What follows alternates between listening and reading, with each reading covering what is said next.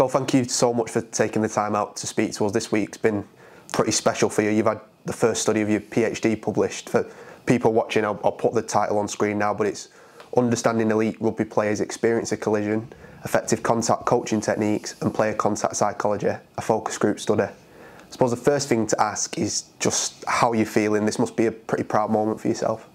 Yeah, it's a really proud moment. It's been a long time in the making.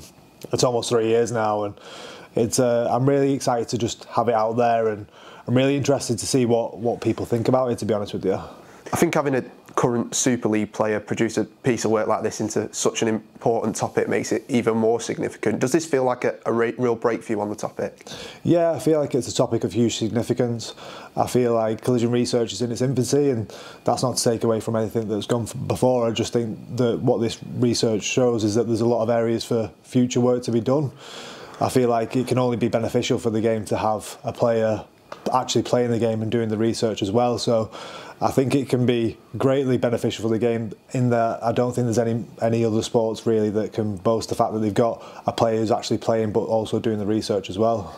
And you've spoken to 18 different rugby league players. I think I'm right in saying, what was that process like to complete something so big alongside just maintaining a career in the sport? Yeah, it's been definitely a difficult balancing act. It's something that involves a lot of personal sacrifice, and evenings, weekends, holidays. You know, my wife will attest to that. Last Christmas I was trying really hard for this submission, and with the time that we had off. And I think it's really important to have a good support network around you, and that's something I definitely got in her. She's definitely a career-driven woman and understands what it's like to achieve great things and the personal sacrifice that goes along with that. And I think, you know, it's great that I've got the support of my family as well, who've supported me all the way throughout my degrees.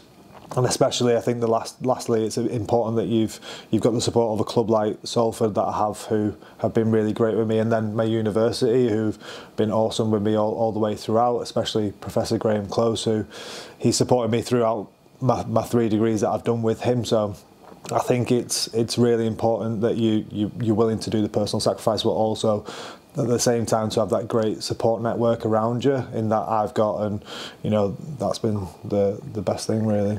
And I'm guessing you took a lot from doing this, but if you could pinpoint the biggest thing you've learned, what would that be?